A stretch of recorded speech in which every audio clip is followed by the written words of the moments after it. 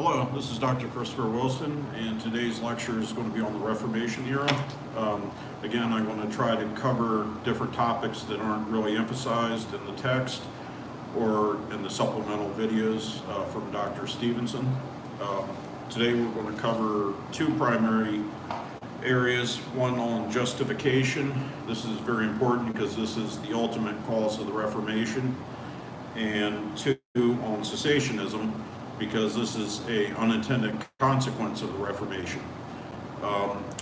Before I get into justification, I'd like to add that a lot of times Reformation era history, they make an emphasis upon different areas of corruption within Catholicism, papal indulgences, etc. But Luther himself said that it was justification, and that is how you are saved. That was the ultimate cause of the Reformation. So I'm going to give Luther's view on justification, but first I'm going to start with the Roman Catholic view to see what it was that he was objecting to. Within Catholicism, you have a sacramental system. I believe there's 7 sacraments, starting with baptism. Within Catholic families, most people are baptized as infants. You have Holy Communion or Eucharist, which usually happens around 7 years old. Catholics believe in what's transubstantiation, which means at some metaphysical level, the bread and wine literally becomes the body and blood of Christ. Then after that, I think around age 12, you have the sacrament of confirmation, where they're assenting to be part of Catholicism. You could think of this as believers' baptism within Protestant denominations, because they've already been baptized as babies, where their parents or godparents spoke for them. Now they're saying that, yes, I want to be part of this church.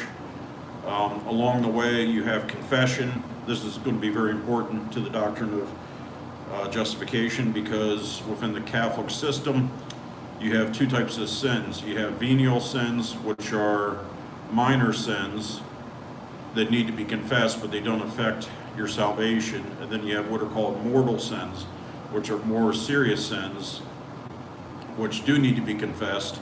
Under traditional Catholic theology, if you die without having confessed a mortal sin, then any salvation you originally had.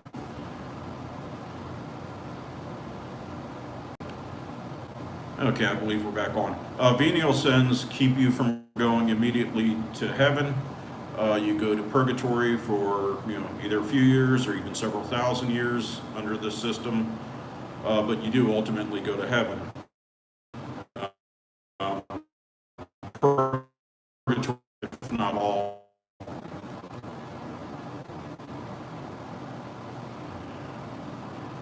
I'm sorry, just waiting to reconnect.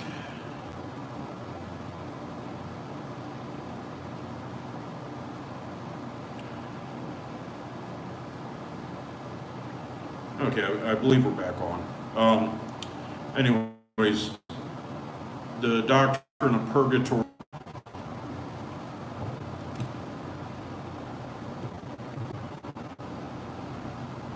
Okay, we should be back on. I hope I'm not repeating myself. We keep getting disconnected.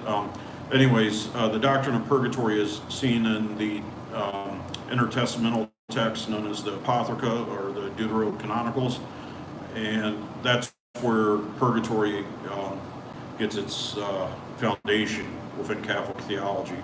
And Luther removed these 7 texts in the Protestant Bible.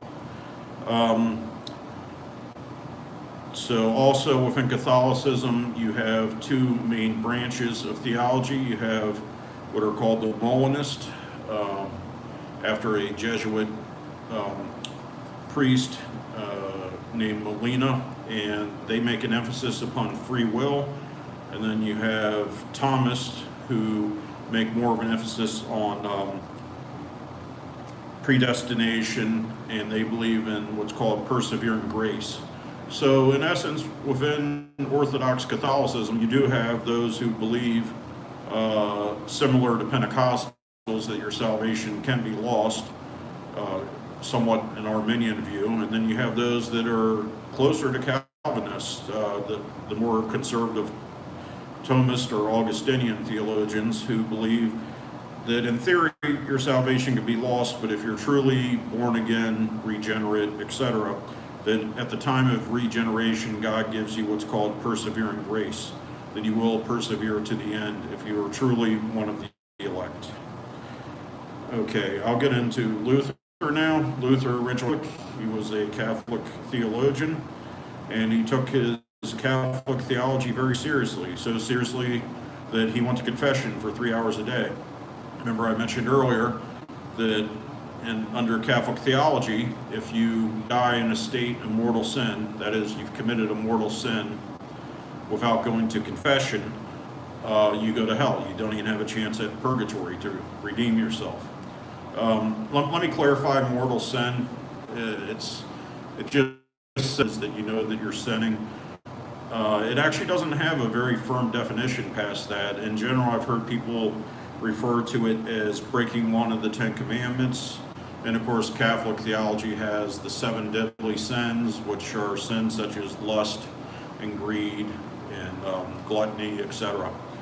So just in general, think of mortal sins as breaking one of the 10 Commandments. That's the best short definition for it. So anyways, Luther, despite living in a monastery, thought that he was sinning all the time, and he went to confession for 3 hours a day, driving the priest nuts, I guess, because I just don't see how he could be committing so many sins in a monastery. So he was tormented by this fear, never knowing if your salvation was assured, never knowing if you had committed a mortal sin.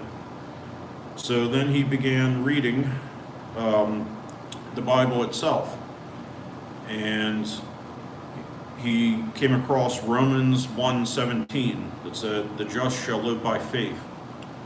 And eventually, at the time, he used what's called the Latin Vulgate. Everyone used Latin, even though originally the New Testament was written in Greek. Latin and Greek are very similar languages when it comes to translating. They say that a good scholar can tell the Greek word based upon the Latin translation. I'm a theologian, I'm not a biblical studies guy, so I don't know if that's completely true. But anyways, when he translated this, "the just shall live by faith," into German, he wrote "alone." And that's a matter of some debate whether that's proper German grammar to add "alone" into that. But that's the key part, because Catholics will allow that you should live by faith, and ultimately the sacrifices, etc., are all based upon faith. But there's more to it. There's also the sacramental system as what's called the treasury of merit, and that's the merit from Christ's sacrifice upon the cross, and that's what gives the church all the grace that it bestows or gives to its members in the different sacraments. And within the system, post-Vatican II Catholicism, we'll get into that more in the next lecture, but within traditional Catholicism, if you die to somehow give that merit to your dead relatives who were in purgatory to shorten their sentences within purgatory. So, of course, the basis is that the church gives to its members. So there was an ultimate basis for what was objected to within Catholic theology. Luther objected very heavily to the way papal indulgences were being sold in his era, saying that in essence people were buying their way into heaven. So Luther then was called to account for his different teachings. When he nailed the 95 Theses on the door, he refused to recant. He said that his famous words, "Unless I'm convinced by sacred scripture, I can do no other." And then he was excommunicated. And then there were several wars that began. There was a peasant revolt. tens of thousands of people were killed. So the Reformation wasn't just purely theology, it was also political. Different power grabs by different people throughout Europe, killed by both sides in the name of religion. And I'm going to finish up with Luther, then I'll briefly talk about Anglicanism because they had somewhat of a different Reformation. Luther went about the rather large task of translating the entire Bible into his native language, which was German. And as I said, he eliminated the 7 texts that were still contained to this day in Catholic because they somewhat contradicted this view that you were saved by faith alone, and also, they supported such doctrines as purgatory. Luther did ultimately keep the book of James within his Bible, but he heavily criticized it, said that it was an epistle of straw. And of course, you can probably guess why, because in the book of James it says that faith without works is dead. You can reconcile that statement with Reformed theology, with traditional evangelical Protestant theology, because any Reformed theologian like R.C. Sproul, etc., would gladly admit to that. If you do not have good works, there's very serious doubt that you have saving faith. You're not saved by your works, but if you are saved, you will have works. And I've read quotes from numerous Reformed theologians who take this stuff very seriously, and they would all agree with that. So Luther certainly didn't really have a reason to want to, on the surface, it appears to endorse a works-based, so that's certainly far from the case. So what you ultimately have here within the Reformed system is called forensic justification. A good way of looking at this is to picture yourself in a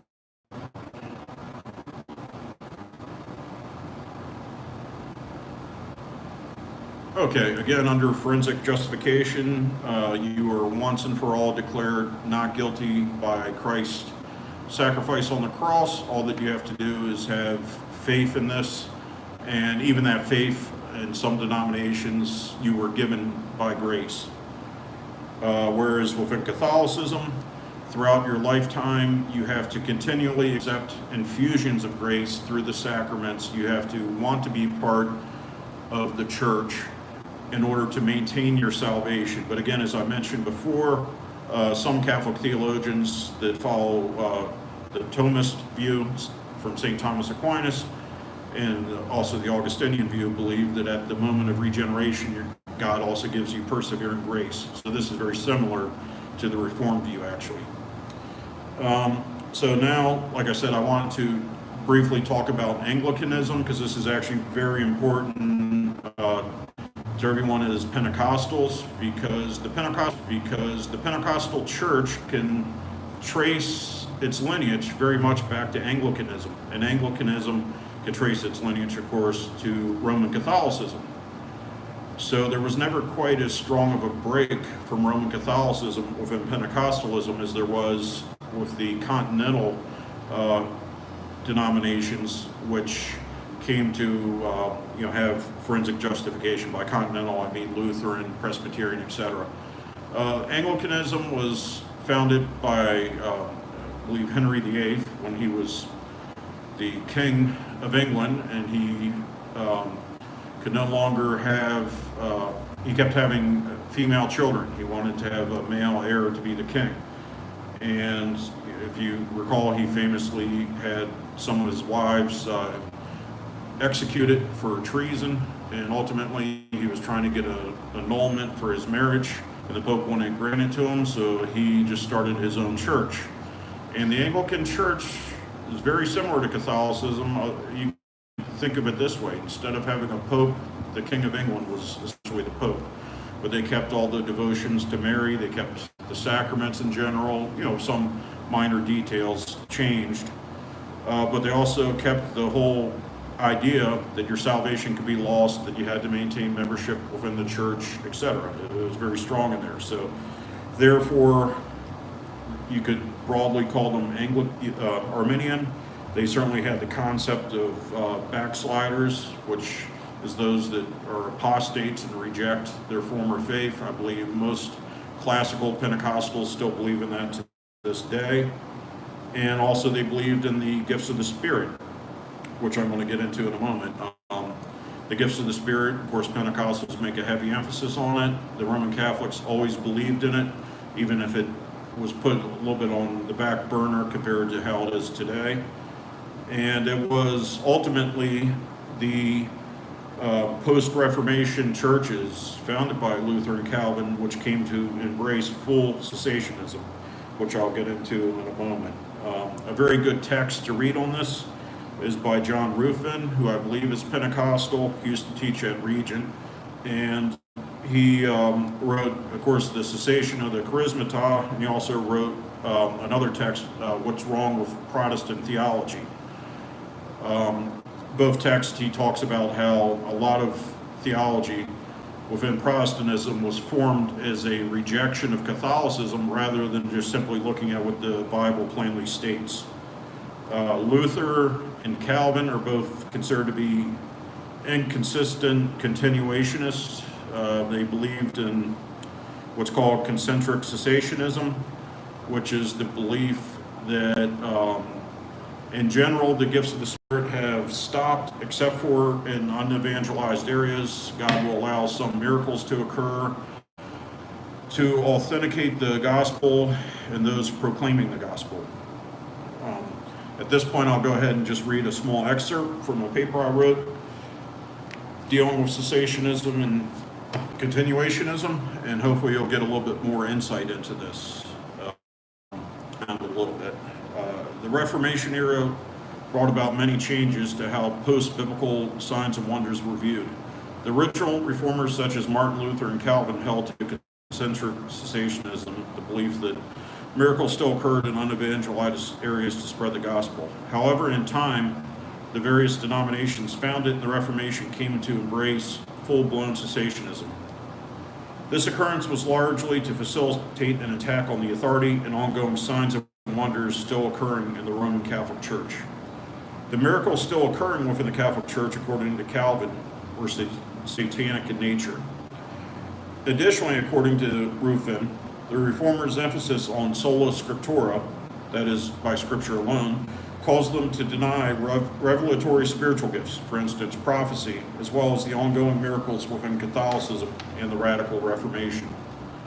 This denial gave birth to Protestant scholasticism. This caused the authority claimed by the Church and the role of tradition and creeds to be seen as irrelevant to biblical interpretation.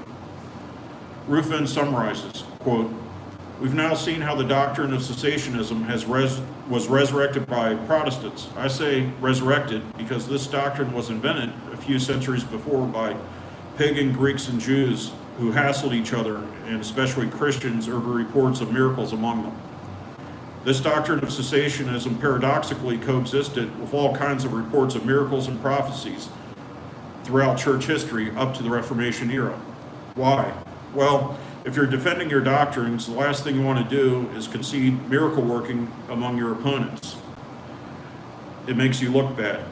This happened over and over again when some Christians took the New Testament seriously and started praying for sick people or started receiving revelatory dreams or messages. Jealous church officials typically banned the practice. Of course, if they did it themselves, it was cool. Saints Augustine, Gregory VI, and even some writers of the Westminster Confession both denied and affirmed revelation and miracles. Sigh, more sausage," end quote. Within Catholicism, ongoing miracles were used as an apologetic and a polemic to attack the Reformation.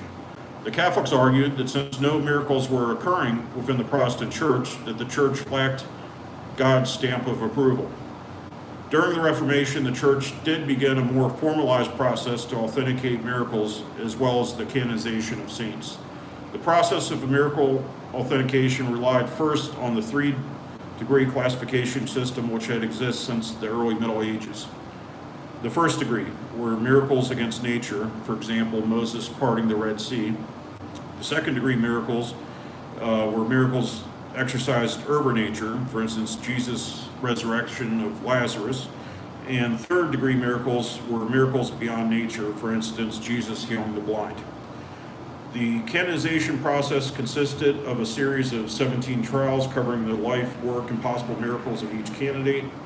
The path towards sainthood were different depending upon the era of the saint. The lowest status was venerable, could be awarded simply by the petition of local authorities. However, to move to the next status, blessed or sainthood, required 2 miracles performed in front of eyewitnesses, 3 if there were no eyewitnesses, and 4 if the case was not contemporary. Previous to this process, there were many local saints whose miracles lacked Vatican authentication. This, however, does not necessarily mean that the miracles did not occur, rather that the Vatican chose to remain silent on the matter due to a lack of evidence. While miracles and saints did help to bolster the faith of many Catholics, the Church remained very guarded against false claims of miracles and miracles which lacked authentication. I would just add briefly that when I was doing research for my dissertation, I originally wanted to avoid listing Catholic miracles because it comes with a lot of baggage. And I found very quickly, though, that they have far more expertise in authentication of miracles.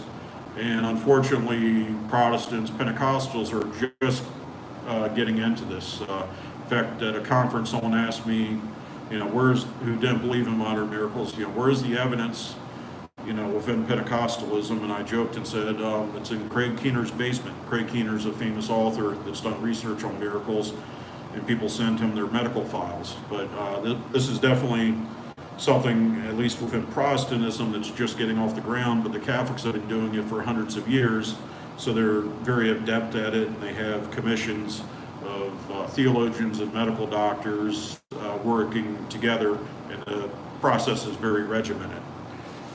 So, as I said, those were the 2 topics I really wanted to cover today. I'm going to do probably one more lecture before the course is over, and that lecture is going to deal more with the 1800s and modernism, and the 20th and 21st centuries and postmodernism, and of course the renewal movement, which is Pentecostalism, and the various charismatic movements that have happened during the last 100 years. That's going to be an important lecture because it's going to talk about various types of philosophy and theological developments which the Church is dealing with today. But I hope that today's lecture gave you some background as to what actually occurred in the Reformation, and it was over 500 years ago now, and we're still feeling the effects of it today. Churches are still splitting, and the Reformation, to a certain extent, is still going on.